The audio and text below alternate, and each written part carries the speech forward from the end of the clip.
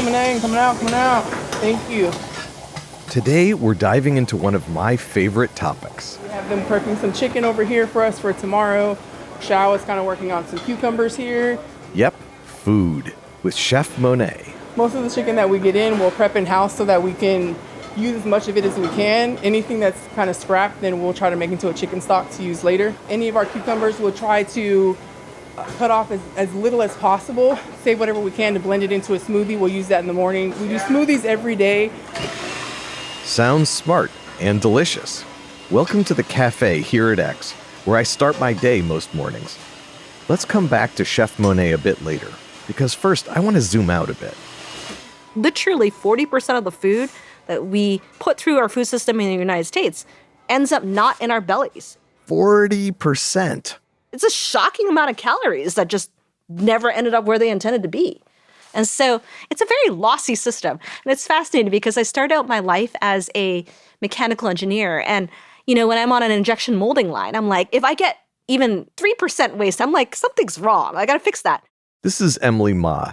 She stumbled across a problem she was determined to fix. And that's what we're doing here at X, Alphabet's Moonshot Factory, looking for global problems that we're passionate about fixing with the help of radical innovation and breakthrough technologies. This isn't just about waste, it's about cost too. In the United States, the average household basically could save $1,500 a year. That's meaningful amounts of money if they could just reduce their food waste by 10-20%. Right? The amount of food they're throwing away is literally hard cash. It's about protecting habitats. A good friend of mine works on food waste. And I asked him, I don't understand what food waste has to do with pandas, right? And he's like, you realize that as we cut down rainforest in the Amazon, we could significantly reduce the amount of agricultural land we need if we wasted less food. And this problem is also about managing pollution. The most significant source of methane coming out of our landfills is actually from food waste. Methane is 80 times worse than carbon dioxide. So it's a pernicious problem because of its scale, but it's also hard because it requires us to make a decision at every meal we eat, at every meal that we cook. This is one of those things that requires not only our thinking around innovation and technology, but also how to change mindsets because it's a behavior. I'm Astro Teller, and welcome to the Moonshot Podcast. In this series, we go behind the scenes of our innovation lab to meet the people working to solve some of the world's biggest challenges. In this episode, I'm delving into two audacious moonshots. They're taking aim at the vast, ever-increasing problem we humans have disposing of the things we don't want anymore. Our problem with waste. We extract trillions of dollars of raw materials from the earth, and then we just throw it all away. So come on in. Time to get our hands dirty. I think Emily Ma embodies the mischievous spirit of our lab, making positive disruptions. One weekend, at the crack of dawn, she snuck into X's building with some work buddies and changed all the security signs to make them funnier. I'll admit they were pretty boring before, so thanks for that, Emily. She was working on Google Glass, our augmented reality moonshot, which we're going to talk about in a later episode. And she ended up spending a lot of time in Google's kitchens, where the chefs were trying out glass to film their work as they juggled skillets and saucepans, feeding a lot of hungry people. And it was there that something caught her attention. 200 people's worth of pork is like a lot of pork, right? And so it was also amazing how much of it would go uneaten or how much of it would just end up in the compost bin. And, it's like money going in the trash can. It's one of those really dumb problems in the world that if we could solve would have such great positive impact, but yet it's like really hard to solve. Hard to solve, yes, but also high reward. In fact, food wasted by consumers and retailers costs the global economy an estimated $1 trillion per year. $1 trillion. So Emily got excited, and she started really digging into everything about how our food is grown, processed, and sold. It is the world's oldest industry. 8 billion people, all of us need to eat. Waste happens at every point in that industry. It happens at farms, where farmers have to grow more than they can sell in case of crop failure. It happens at food processors, where machines cut off way more of the vegetables than they need to. And it happens at grocery stores, where a lot of food isn't sold before it spoils. And that's before it even gets to your fridge at home. Emily couldn't believe the scale of it. So she headed up a moonshot here at X that was bent on reducing food waste. We called it Delta. We brought together different parts of Google doing two things. Number one, reducing our food waste per Googler, and then diverting it from landfill. That addresses the methane problem, right? So if we can compost it, if we can send it to animal feed, if we can donate it, those are much better ways of repurposing any surplus. Let's go back to the X kitchens, to Chef Monet. Celery, carrots, onions, any of the scraps we'll save for stock so that it doesn't hit our waste. Some of the strategies Emily introduced were simple, like shallower bowls so people don't pile up more than they can eat. And some of them were more high-tech. This is Lean Path. Lean Path tracks every bit of waste that we have in the kitchen, essentially. It'll either track our food waste, it'll track whether we're donating it, and then week over week we try to improve that waste. So Lean Path photographs and weighs any food waste before it goes into the trash or compost, so Chef Monet and her team can keep working towards their target. And I think we'd all be pretty shocked if we had something like that at home. Every day at the end of the day, I'll sit with my sous chefs and we'll go over any of the pictures that were taken today to see, okay, could we have saved this? Could we have used it somewhere else? You confront it, right? So it's right in front of your face. You're like, oh, well, I could have done that differently. It's a way to hold us accountable. Okay, so fighting food waste in Google's cafes is definitely a good start. But moonshots are about changing the wider world, not just our part of it. One of the things that we did while we were here at X was start to think about what does it mean to have an air traffic control system for surplus food in the United States and the world? Because there's actually 4 times as many calories grown in the world of edible food than we actually eat. So where does all that extra food go? The communication systems right now for moving food surplus to its highest and best use, ending up in somebody's belly, are a little old school. They're not old school in a bad way, but the way it currently works is that the person with the surplus calls up their trusted friends, literally with a phone. Do you want some milk? Oh, you don't? Do you want some milk? And then 12 times later, you're like, oh, so-and-so wants some milk, but crap, I don't have time to move it there, right? So it's this really interesting challenge of communications, but also logistics. And when Emily's team started working on this concept of an air traffic control system for surplus food, there was a particular place and person that sparked their thinking. Much of the food that comes into the United States comes from either Canada or Mexico. And it turns out that 75% of our winter produce, so vegetables and fruits, come from Mexico. There's 4 ports. There's 2 in Texas, 1 in California, and 1 in Arizona. We actually discovered this concept of air traffic control by spending time in the city of Nogales. So Nogales, Arizona, is on the U.S. side, and Nogales, Mexico, is on the other side of the border. And 600,000 people or something enormous come across the border every day to work in agriculture. And it was in meeting with an individual by the name of Dana Yost, who was running basically air traffic control in his head every day. And Dana, at that point, was with the Southwest Produce Cooperative. So every day, because we have so much food coming from Mexico into the United States, obviously you would also see proportional loss, right? And once a truck of tomatoes gets driven across the border from Mexico into Arizona, bound for some other part of the United States, if the retailer says, oh, I already have enough tomatoes I didn't sell through last week, that truck driver's like, it's going to cost me way too much money in terms of time and gas to drive this back to Mexico and find a home for it. And it'll go bad. And it will go bad.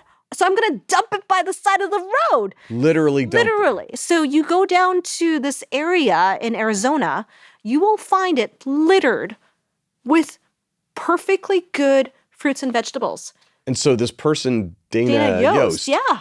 was the person who the truck driver would ask, does anyone want my tomatoes before I dump them? Right. And so he was trying to basically, like in his mind, broker all of these relationships and consider all the probabilities of all his friends taking the food. And he would call them according to a particular priority, knowing certain things about all of them.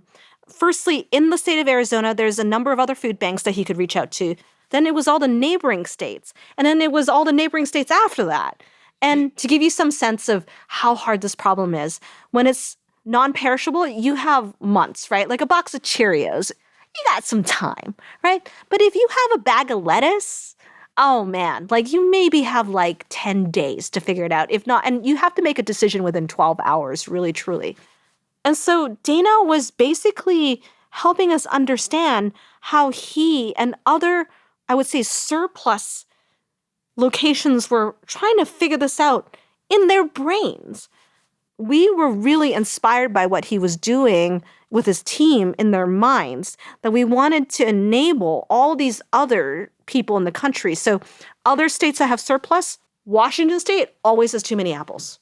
And so does each area of the country have their own Dana? Or had their own Dana? That was the hope, right? And Dana was unique. And not everyone was as good as Dana doing it. And so we wanted to basically build a artificial version of Dana, right? Like imagine if there was like a Dana LLM. Yes. Right? And that was our first prototype. A tool that could somehow do Dana's job of communicating about surplus food more quickly and efficiently so it can get where it's needed before it perishes. And Emily's team discovered something that might sound obvious, but was absolutely crucial: the need for a common language or code that describes what the food is, where it is, and its quality. It turns out that in the food system, working with all these different companies, Texas might be represented in 40 different ways. It might be TX, it might be Texas, it might be the Southwest, it might be Rio Grande Valley. So how do we bring all of these terms that represent the exact same thing to a singular definition? That is one of the biggest challenges in food systems. And so what the air traffic control system became was this set of standardized ways to describe the food, right? You say tomato, I say tomato, right? Like everybody was, had their own lingo. After translating this diverse range of lingo into a standardized code, the Delta team partnered up with Kroger, the grocery store giant, and Feeding America, the biggest hunger relief organization in the United States. They worked with them to share their data on surplus food and donation needs on Google Cloud so that they could match it up. And eventually the tool became software that enabled any food donor to easily share their data about excess food and communicate their offerings to food banks. A network. We ended up evolving to basically enabling any organization that wanted to participate in this broader network to be able to spin up a node on their own server and to be able to quickly implement with reference code these basic standard descriptions and sort of and join this air traffic control marketplace kind of thing. Exactly. So it's a little bit like how telephones proliferated, right? It's like if I had a telephone, not very useful. You have a telephone, suddenly it becomes useful because you and I can talk. So as everyone kind of gets a telephone. It's a snowball, it gets rolling. Exactly. Yeah. Now, of course, digitizing what had been done manually makes a huge difference when time is of the essence. For example, before this system, Kroger couldn't donate their deli produce because of food safety concerns. But by sharing this data faster, it could be safely donated to people who needed it.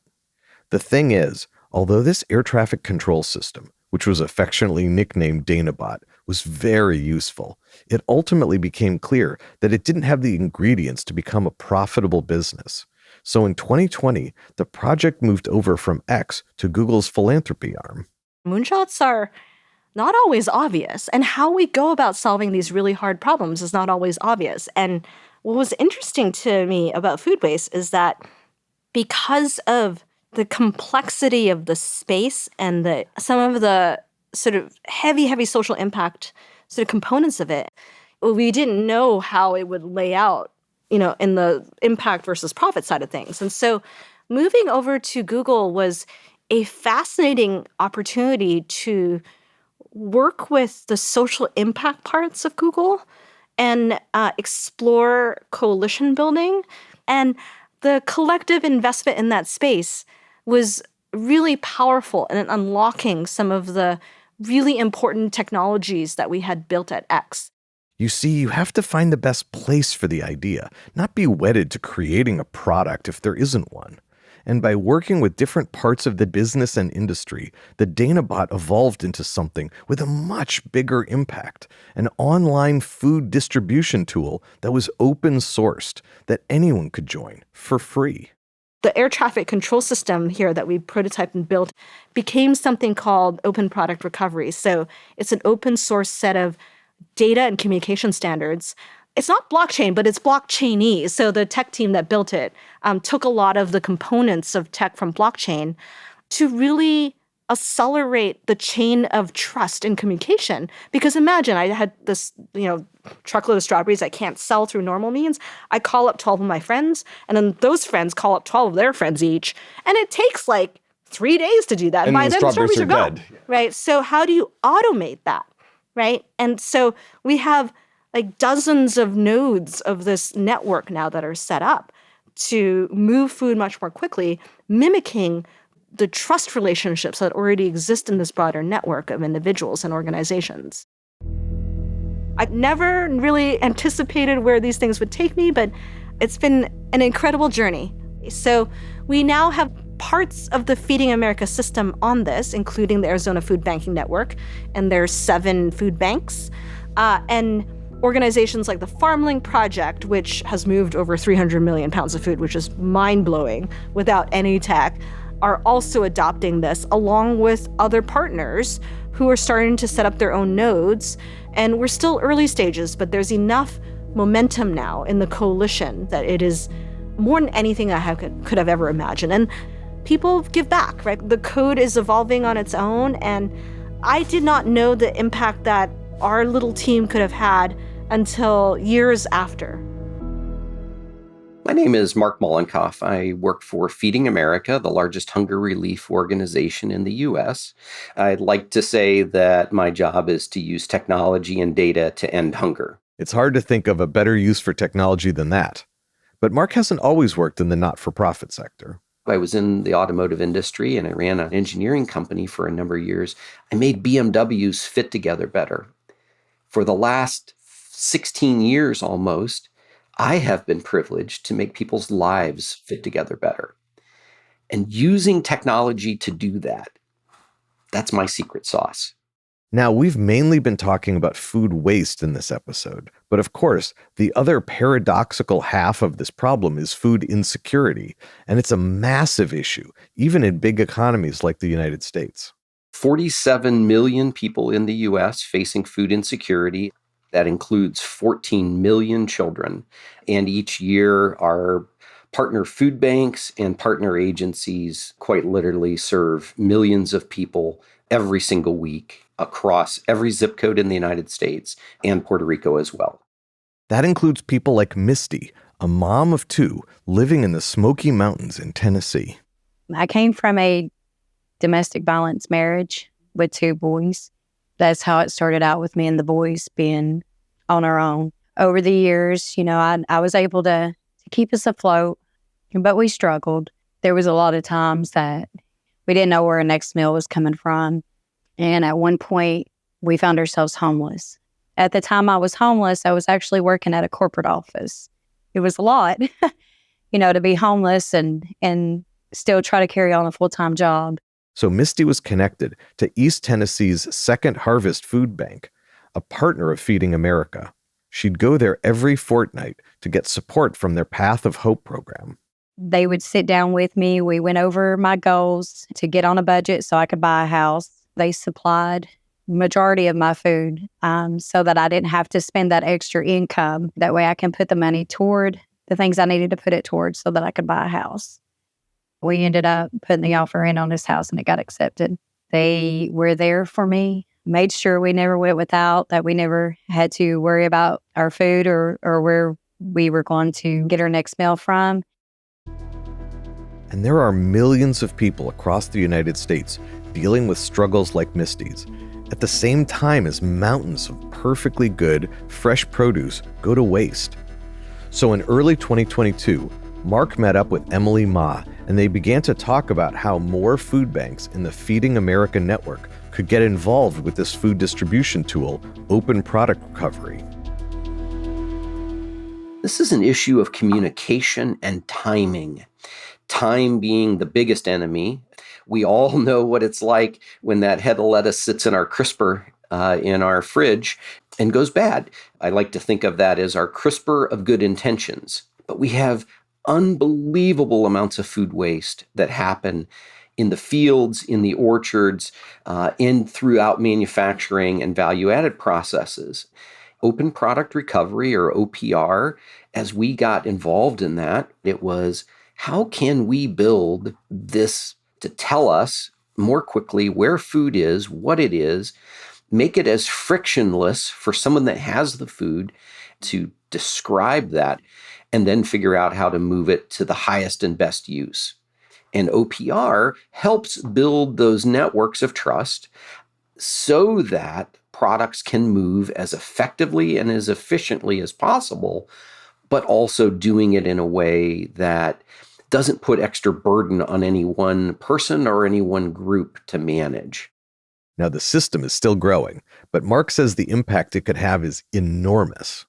I think open product recovery, OPR, is a big leap forward in ending food waste and helping to get food to its highest and best use in our world, our hungry neighbors that we serve.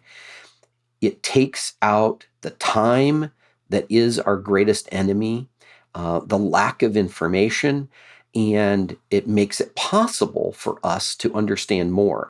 And it will be a point that we can rally people towards. This was one of the great things about having it grow up inside Google and then be set free as this thing for all of us to use and to grow with, is that it gives it that life. By no means is it just a Google thing, or by any means just a Feeding America thing. And that is where we get to real systems change. Man, thinking about this the way we always have with phone calls, text messages, and emails is not going to solve for billions of pounds of food. Can we not just incrementally change something? I want paradigm shifts in this work. Man, that's what I want. When I see the numbers that say we are wasting billions and billions of pounds of food pre-consumer in this country, let's go get that. I couldn't agree more with that. To make a moonshot, we're going for 10 times the impact, not 10%. And in this case, the best place for the technology to thrive was to be open sourced, with the input of lots of different players. It has set up some solid foundations, and where it's heading is really exciting. We are on the cusp of being able to back further and further up in the supply chain to understand not the food waste that is occurring right at this instant, but to back up to the food waste that will happen, let's say 1 week from now, 14 days from now, 30 days from now. If we get really good at this and build a good data set, we can use predictive analytics. And certainly in the advent of generative AI, we can have amazing tools to help us with those decision processes. Now that could be a game changer with massive economic benefits. Remember what Emily said earlier? In the US, we throw away 40% of our food, and that costs us more than $200 billion a year. And for Mark, there's a vital reason why he gets out of bed every morning. Quite literally, millions of people eat because of the work we did today and the work we'll do tomorrow. Puts a lot of pressure on us. I won't kid you that there isn't pressure. But when we get it right, that's where the big wins happen. Mark's right about big wins. That's what moonshots are all about. Radical ideas that have the potential to change systems and change the world. Of course, it's not just perfectly good food that we waste. Plastic is like a $600 billion industry. And if we're only recycling less than 10% of it, do the math. Now let me take you on a little journey for a moment. I want you to imagine you're walking on a completely deserted Arctic island, part of a remote archipelago. Thousands of islands in areas that are basically uninhabited by humans. No human has set foot in these islands in a really, really long time, if at all. But despite there being no human life here, there's like 3 more underneath. But I don't think they're coming out. Traces of humanity everywhere. Washed up on the shore. Plastic bottles, packaging, fishing gear. And you could see the markings that these came from all over the world, different languages. This is Rey Banatao. And if there's one thing he really hates, it's plastic waste. We found things like plastic bottles with bare teeth chew marks in them. We found fishing gear lodged between logs that littered these beaches. He's talking about one of the thousands of remote, uninhabited islands off the coast of Alaska. It's a place that should have been idyllic, but he went there with his team to clean up masses of trash. In a week, a team of 10 people collected 20 tons of plastic waste all by hand. It was actually just really rewarding. It really opened up our eyes to how expansive this problem is, and it also affirmed that we're starting at the right place. Because our goal with the Moonshot is to make sure that ocean plastics don't happen in the first place. Now, basically, with this Moonshot, Rey and his team are on a mission to turn trash into treasure. We extract trillions of dollars of raw materials from the earth or below ground, and we spend a lot of energy doing that. Electricity, water, emitting carbon to make all that happen, and then we just throw it all away. So the economics of that is kind of amazing when you think about how much we spend to do that, and we haven't optimized how to get that back and take advantage of the fact that we've already extracted it once. So that's where circularity comes in. Circularity is the idea of how do we take something that we've deemed important and put it back into circulation and potentially infinitely. That's the big idea that we want to try to promote and solve. All materials are different, their life cycles are different, but what if we could actually take that thing that's at the end of its life or use and then use that as a raw material instead of extracting all over again? So dig in a little bit on what the real problem is, because recycle, reuse, these are words that have been bandied about for 30, 40 years. Yeah. So it's not like the world just started thinking of doing this. Yeah. Why isn't this problem already solved? Our waste management system started decades ago when we, as consumers, really just use newspaper and glass for packaging or for, reading the news. If you think about where that's fast forwarded to today, we as consumers now buy everything through the internet, and we also don't read newspapers anymore. So the equipment that was originally designed to manage the waste of newspapers and glass is now actually having to manage cardboard. And then plastics have now replaced most packaging. We don't use glass very much anymore, but that equipment has not caught up, right? I think the industry is doing the best it can to catch up, and a lot of technology, including AI, has started to find its way into modern waste management systems. I can tell you there's, a lot of people who spend their days really trying to make recycling work, but they need help. There's still a long way to go. What percentage of the stuff in the blue bin in my house or out here at X actually gets recycled? Well, how much of the stuff that we make actually gets recycled is the first question. So again, let's talk about plastics first. So less than 10% of the world's plastics, ever since they were made, have actually been recycled. Only 10%? Wow, that's a lot of room for improvement. 10x, in fact. There is also a big economic opportunity here, too. Let me give you a stat. Nearly 700,000 people work in recycling in the United States. Just think how many more jobs could be created if we took advantage of all the untapped potential of this stuff we're still treating as trash. Now, what actually goes into the blue bin and gets recycled is a different number, but a higher number, presumably. Yes, definitely higher. It depends on where you live. There's over 9,000 different recycling systems in the US alone, which means what you might put in the blue bin in, say, Hawaii is going to be different in terms of recycling rate than what you put in the blue bin that gets recycled in California. Here's the thing.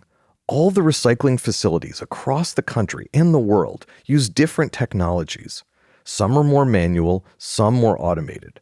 So when you're designing a moonshot for a gigantic problem like this, reducing the world's 2 billion tons of trash each year and saving hundreds of billions of dollars in the process, it helps to narrow in on a specific part of the problem, at least at the beginning. We looked at all kinds of materials. We looked at multiple interventions, again, from recycling to policy to education. I think the one commonality we found in all of how the world deals with waste is data. There's a lack of information that could be used to affect everything from recycling to policy to education to collection. Data.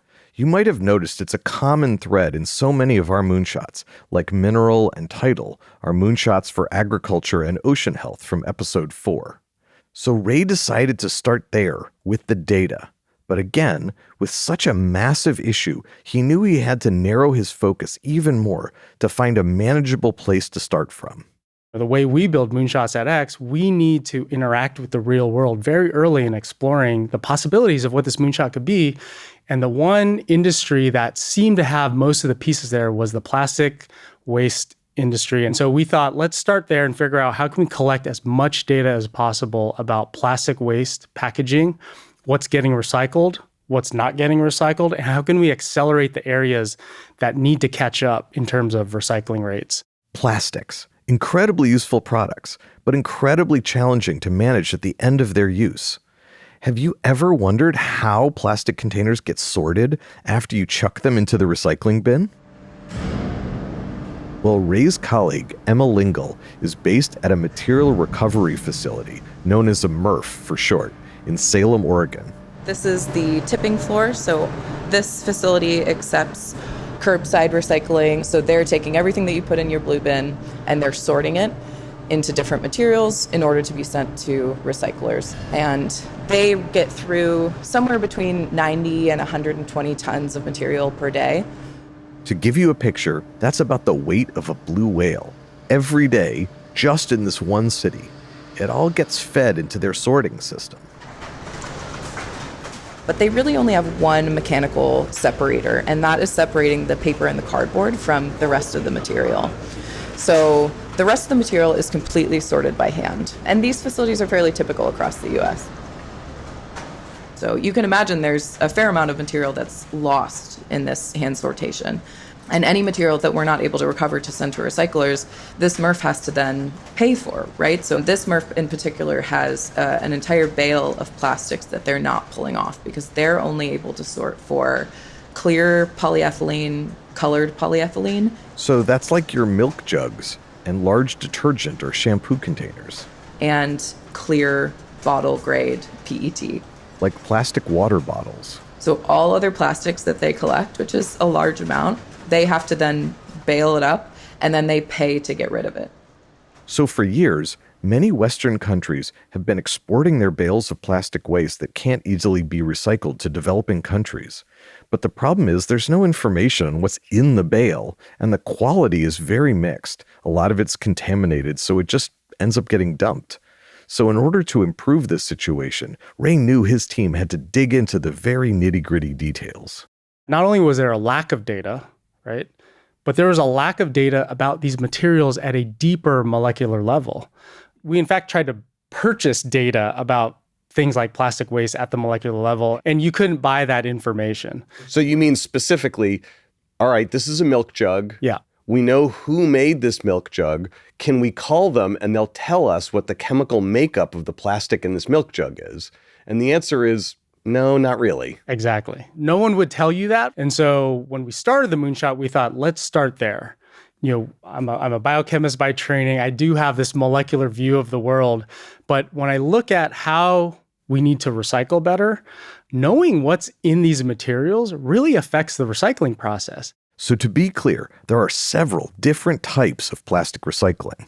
The incumbent technology that's been around really since the inception of plastics is called mechanical recycling. That's where you have to sort the material first, then you have to wash it and clean it, and then you have to shred it and grind it up and remelt it. Then there's new types of recycling, like chemical recycling. Chemical recycling is a newer industry that's being developed where you can break a plastic or its polymer down to its base molecule. The reason you want to do that is you could take that base molecule and resynthesize a new plastic or new material to be virgin-like, but it's come from a end-of-life material. So in the case of plastic, one type of chemical recycling method called pyrolysis breaks it down into the oil that it originally came from, rather than being ground up as a pellet, which is what happens with mechanical recycling. But there's a problem with both types. A plastic is not just a plastic. Plastics are really highly formulated materials. So there's the base polymer, but then we add all sorts of different additives or combination of polymers or plastics together to make things like modern packaging. Now, chemical recycling, same thing as mechanical recycling, it will be affected by that few percent of whatever additive or combination of plastics or polymers you've put together in a modern plastic packaging. And so that's why you need to be able to see these materials at that molecular level and identify even these additives that may be in there at a few percent, because all of that will affect things like yield, quality, and all of that then affects and determines the economic value of that material. And that's what we want to re-incentivize. We want to re-incentivize recycling by restoring the value of those materials, and that's what seeing things at the molecular level is going to enable. Now, here's the challenge. Rey wanted to learn the molecular makeup of every single type of plastic packaging our groceries and goods come in. That's no easy task. Not only that, but he also began this mission at a pretty challenging time. We were just entering COVID, right? So we were stuck at home. So, we had these like little handheld spectrometers that use infrared light. Low cost, the data's okay, but we needed to just start somewhere. I literally just started with the recyclables in my blue bin at home. I actually asked my daughter to help me, who was in middle school at that time. And we just sat there, took all the recyclables out, took notes and started filling out a spreadsheet on what is this object, what brand is associated with it, what markings are on there. And we just started building our own little data set. So as the labs and the building started opening up, and we set up a team of data collection technicians to then start grabbing real waste. And we decided to start with all the plastic waste that's being rejected by the modern recycling system. It's already being destined for landfill. So our partners at Recology, who are the local material recovery facility in the Bay Area and the West Coast of the US, they just gave us examples of here's all the things that are being rejected by our system. And so that was informative because then we're also understanding what about these materials make them rejected for recycling? And even more so, how would we reuse these materials in a different recycling process? And this is where chemical recycling started to come into the fold. Chemical recycling includes many different ways to strip the material back down to its base molecules. For plastics like polyethylene and polypropylene, used in things like oil cans and food pouches, which aren't targeted by today's recycling, pyrolysis can be a way to give these items a second chance by turning them back into oil. Pretty much 99% of all plastics come from oil, right? And so the idea here is, what if you could break back down plastics at the end of their useful life, convert it back into the oil so that it could just be reused by the same companies to recreate that virgin material again? That specific process of converting plastics to oil is called pyrolysis. It's actually a really intense way of remelting a plastic back into oil. Now, you can't just put any plastic in pyrolysis, right? You need to be able to identify those few percent of contaminants that in the pyrolysis process would either create oil or gobbledygook. We don't want gobbledygook, we want oil. And so that's what our technology does, is we're able to identify all of these landfill-bound materials at the molecular level, pull out those few percent of contaminants that might turn the oil into gobbledygook and re-optimize the good feedstock for our partner who does pyrolysis. So here's how it works. The technology uses cameras to capture the piece of plastic at lightning speed, but there's an extra element. These aren't just ordinary cameras. We also use a type of technology called spectroscopy, which is how you probe a material with light. So every material will respond to light, and our magic system uses infrared light to probe materials at many different wavelengths of light, and we do that in millisecond speed. Then you have to be able to process all of that information. We've built AI models to recognize these materials and objects at that molecular level at millisecond speed. And so you can make a decision about what is that object. Does it detect that few percent of additives that's going to mess up the recycling process? And if it does, we either reject it or send it to a different direction. And the stuff that's good, we collect and we send that to our partners who do the recycling. It's a combination of modern computer vision, modern spectroscopy, and then just high-speed compute. And there's a lot of magic sauce in there. So the special cameras in Rey's machine capture the plastic waste on a high-speed conveyor belt. Then artificial intelligence can recognize what that item is and link it back to the database his team started creating in the pandemic, which tells you the complete list of all the molecules in that item. Let's go back to Emma Lingle, who's in charge of the pilot machine at the recycling facility in Salem, Oregon. Because we're able to see items on a molecular level, we're able to see items that other optical sorters can't, and definitely items that humans can't.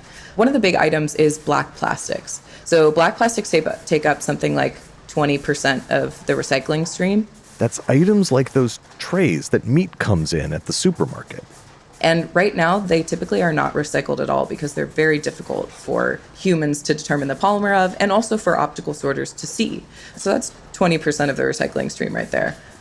The clamshell packaging that your berries come in, that is almost never recycled because it has different mechanical properties than the bottle grade PET.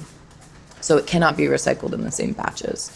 So we have the capability of looking at item form factor. So we can identify visibly the difference between a clamshell packaging that is that berry container versus a bottle grade PET.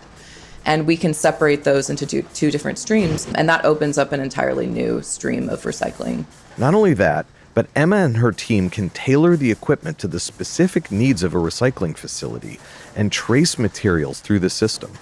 When we are able to look at materials on such a deep level, we can have a huge amount of transparency in what's going on. We can trace materials, we can act on changing seasonality on materials that are coming in at different parts of the year. Technology is going to change the game in recycling. We are working on creating this molecular inventory platform where we can inventory all of the data and have a platform so that everything can be monitored at all times, from coming into the MRF to being sent to the recycler to being created into a product. I just think it's incredible to be able to keep materials out of the landfill every day. Recycling works, and there are a lot of things that can be improved, which is what we're trying to do. But we can't lose faith in recycling because it's a system that we need in order to maintain how much we're producing, how much we're consuming. Now, Rey has been working in this field of circularity for years. And this goal, like all our moonshots, is a big mountain to climb. But he's passionate that this technology will be a win-win. So plastics itself is like a $600 billion industry. And if we're only recycling less than 10% of it, do the math, right? You're throwing away hundreds of billions of dollars worth of raw material away when you could just be reusing that, right? There should be potential savings on not having to extract, both for the environment and the economy. That's where the moonshot lays. Someone needs to have the audacity and the vision to think that that's possible and not just get completely jaded knowing how hard that's going to be to create. Basically, the challenge with consumer recycling is that its quality is so inconsistent, and it's very likely to be dirty or mixed up with other materials. That's why so much of it gets rejected by recycling facilities, wasting plastic worth roughly $100 billion per year just in the United States. But Rey's team's technology can help facilities deal with this messier, more complicated waste so that this value can be recaptured. Last year, they set a target.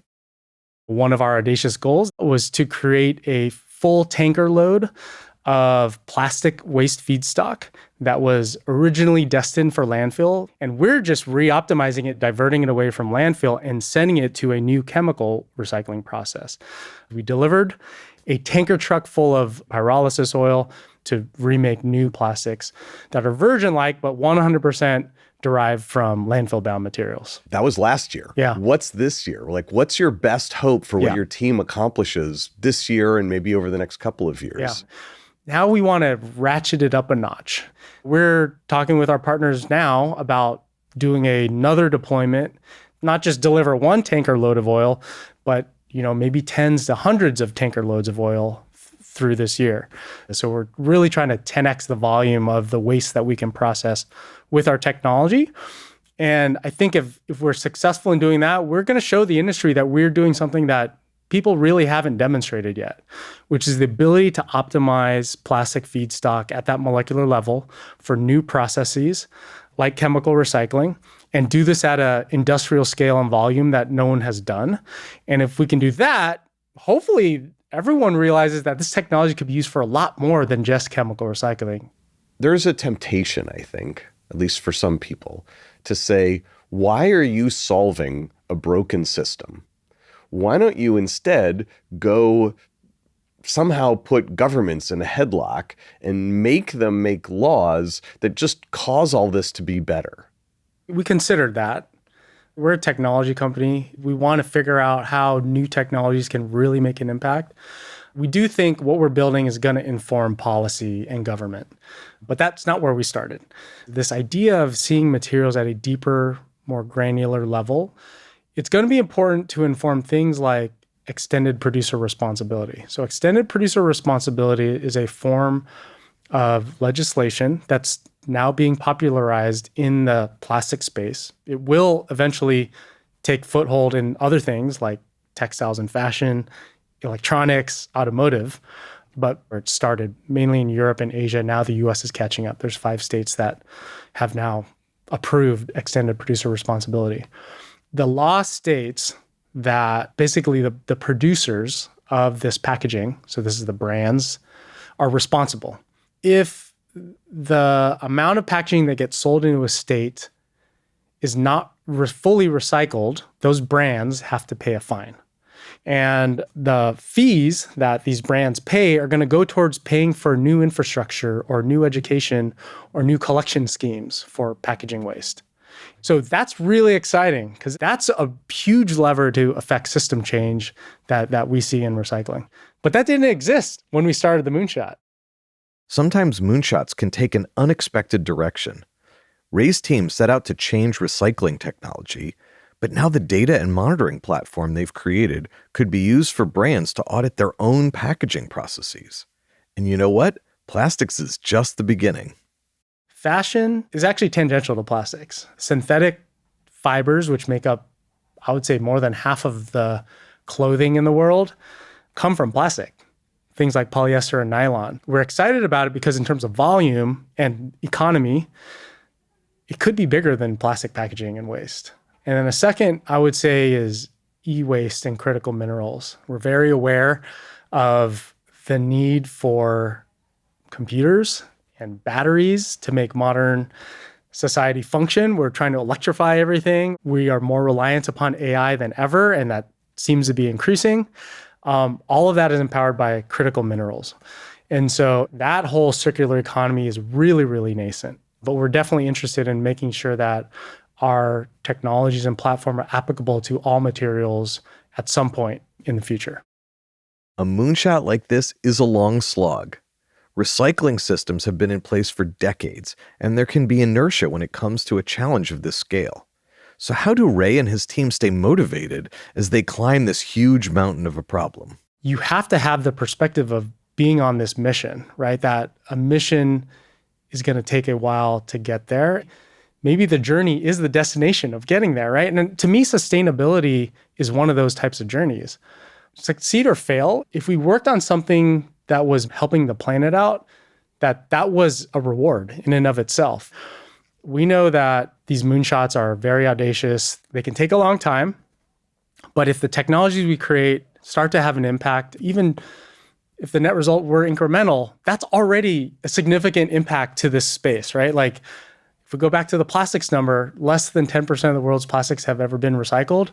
If you just double that, 20% doesn't sound like a lot, but if you think about the economy and everything, all the resources behind that, that's a huge impact that you could leave on the world. And so for us, that's kind of the motivator, is just knowing that no matter what we do, we will have a positive impact on the planet.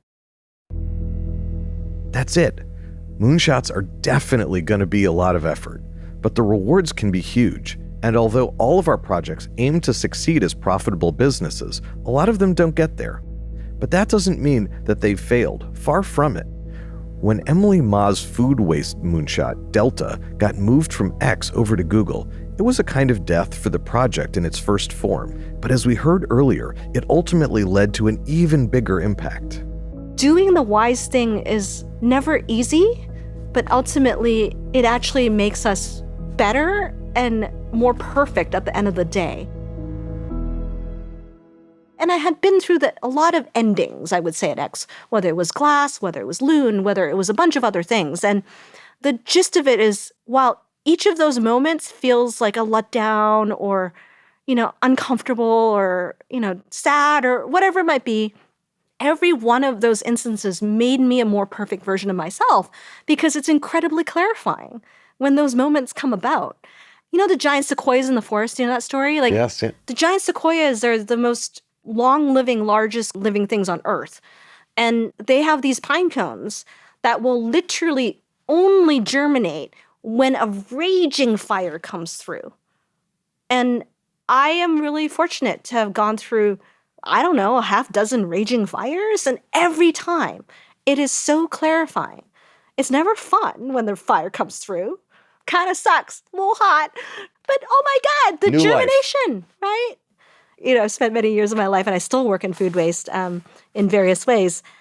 We're composting. We're composting ideas. We're composting prototypes. We ourselves are composting ourselves. So I wouldn't do it any other way. It's something I myself try and embody in basically every area of life. Embrace what might feel like failure and turn it into compost for new successes, otherwise known as learning. You've been listening to the Moonshot Podcast, a Blanchard House production for X, the Moonshot Factory. I'm Astro Teller, your host and captain of Moonshots. To find out more about our work and see our moonshots in action, head to our YouTube channel. Just search for X, the Moonshot Factory on YouTube. And if you're enjoying the show, make sure to subscribe and leave us a review and a rating wherever you're listening. It helps more people find us. In the next episode, we're going to be tackling fire, floods, and future-proofing as we meet the Moonshot building a prediction engine for the natural world.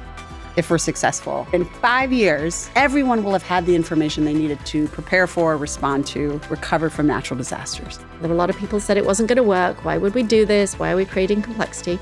But that leads to a higher likelihood of success. Henry Ford didn't move the factory around the car. He moved the car around the factories. Now, this is why X is a great place to be, because that is not the easy way to do it. That is a thinking out of the box way to do it.